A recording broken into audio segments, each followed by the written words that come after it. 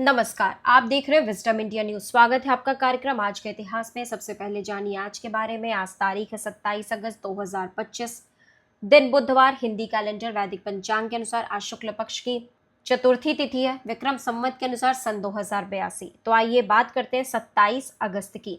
आज के इतिहास में 27 अगस्त की तारीख क्यों इंपॉर्टेंट है आपको बताते हैं। तो सबसे पहले बात करते हैं साल 1859 की। 27 अगस्त 1859 को भारत के महान उद्योगपति और समाज सेवी सर दोराबजी जमशेदजी टाटा का जन्म हुआ। वे टाटा समूह के संस्थापक जमशेदजी टाटा के बड़े पुत्र थे और अपने पिता के विजन को आगे बढ़ाते हुए भारत के औद्योगिक विकास की मजबूत नींव रखी। दोराबजी टाटा ने टाटा स्टील्स और टाटा पावर जैसी कंपनियों को साकार करने में अहम भूमिका निभाई। उन्होंने न केवल उद्योगों को खड़ा किया बल्कि शिक्षा, खेल और अनुसंधान के क्षेत्र में भी महत्वपूर्ण योगदान दिया। उनकी प्रेरणा से ही Indian Institute of Science Bengaluru जैसी संस्था का निर्माण संभव हुआ। दोराबजी टाटा खेलों ने बड़े संरक्षक भी रहे। उन्होंने भारत में हॉकी और अन्य खेलों को बढ़ावा दिया और ओलंपिक खेलों में भारत की भागीदारी के लिए आर्थिक मदद दी। अब बात करते हैं साल 1957 की। 27 अगस्त 1957 को आंध्र प्रदेश में जन्म हुआ न्यायपालिका के एक प्रमुख स्तंभ नुथलापति वेंकटा रमणा का। वे भारतीय न्यायपालिका में अपनी दृढ़ता, ईमानदारी और निष्पक्ष फैसले के लिए जाने जाते हैं।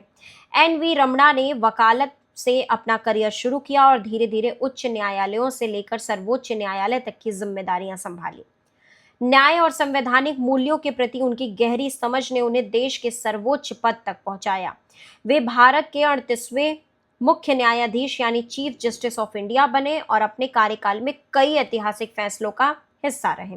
मुख्य न्यायाधीश के रूप में उन्होंने न्यायपालिका की स्वतंत्रता, लोकतंत्र की मजबूती और नागरिक अधिकारों की रक्षा को सर्वोच्च प्राथमिकता दी।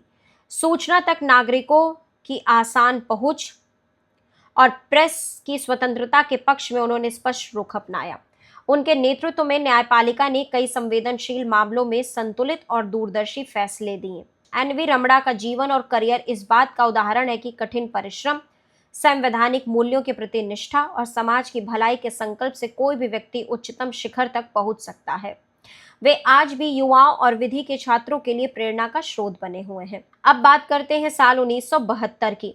27 अगस्त 1972 को हिमाचल प्रदेश के एक छोटे से गांव में जन्म हुआ था उस शख्सियत का जिसने पूरी दुनिया में भारत का नाम रोशन किया।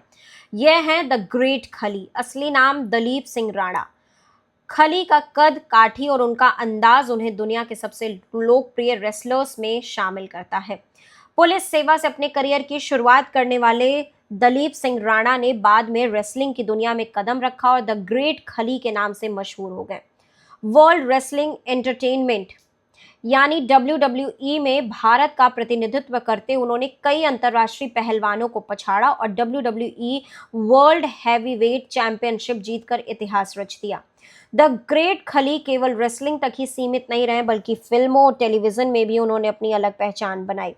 उनका जीवन संघर्ष, मेहनत और लगन का उदाहरण है जिसने ये साबित किया कि गांव का एक साधारण युवक भी दुनिया के मंच पर छा सकता है। अब बात करते हैं साल 1976 की। 27 अगस्त 1976 का दिन हिंदी फिल्म संगीत की दुनिया के लिए बेहद दुखद साबित हुआ। इस दिन भारतीय सिनेमा के महान पार्श्व गायक मुकेश चंद्र माथुर का निधन हो गया। उनकी आवाज ने करोड़ों दिलों को छुआ और उन्हें सुरों के बादशाह के रूप में अमर कर दिया। मुकेश ने अपने करियर में अनगिनत सदाबहार गीत दिए जो आज भी श्रोताओं के दिलों में उसी मिठास और जादू के साथ गूंजते हैं। राज कपूर की फिल्मों में उनकी आवाज ने किरदारों को नई पहचान दी और उन्हें सिनेमा का अमिट हिस्सा बना दिया। जीना यहाँ मरना यहाँ, कभी कभी मेरे दिल में और दोस्ती जैसी फिल्मों के गीत आज भी लोगों की जुबान पर हैं। मुकेश को उनकी आत्मीय आवाज के लिए राष्ट्रीय फिल्म पुरस्कार और कई अन्य सम्मान भी मिले। वे अमेरिका में एक संगीत कार्यक्रम के लिए गए हुए थे जहां अचानक हार्ट अटैक आने से उनका निधन हो गया। इस तरह 53 साल की उम्र में संगीत का यह सितारा हमेशा के लिए खामोश हो गया। लेकिन सच कहा जाए तो मुकेश केवल गायक नहीं बल्कि हर आम इंसान की भावनाओं की आवाज थे। उनका गायन प्रेम, विरह और जीवन की सादगी को इस तरह पेश करता था कि हर श्रोता उसे अपना अनुभव मान लेता था। अंत में बात करते हैं साल 1999 की। 27 अगस्त 1999 का दिन कारगिल युद्ध के बाद भारत पाकिस्तान संबंधों के इतिहास में एक महत्वपूर्ण तारीख के रूप में दर्ज है। इसी दिन भारत ने कारगिल संघर्ष के दौरान पकड़े गए पाकिस्तानी युद्ध बंदियों को रिहा किया। कारगिल युद्ध मई से जुलाई 1999 तक चला, जिसमें भारतीय सेना ने दुश्मन को अपनी सीमाओं से खदेड़कर निर्णायक विजय हासिल की। युद्ध के दौरान कई पाकिस्तानी सैनिक और घुसपैठी भारत के कब्जे में आए। युद्ध समाप्त होने के बाद भारत ने मानवीय दृष्टिकोण अपनाते हुए और अंतर्राष्ट्रीय नियमों का पालन करते हुए इन पाकिस्तानी युद्ध बंदियों को 27 अगस्त को रिहा कर दिया। यह कदम भारत की उस नीति को दर्शाता है जिसमें मानवीय मूल्यों और युद्ध के आचार संहिताओं को सर्वोपरि माना गया। कारगिल संघर्ष के घाव अभी ताजे थे, लेकिन युद्ध बंदियों की रिहाई ने दुनिया को यह संदेश दिया कि भारत केवल रणभूमि में नहीं बल्कि मानवीय मूल्यों में भी श्रेष्ठ है। तो देश दुनिया की बाकी खबरों के लिए आप लगातार जुड़े रहिए विजडम इंडिया न्यूज चैनल के साथ। चैनल को लाइक करें, सब्सक्राइब करें, शेयर करें, कमेंट करें।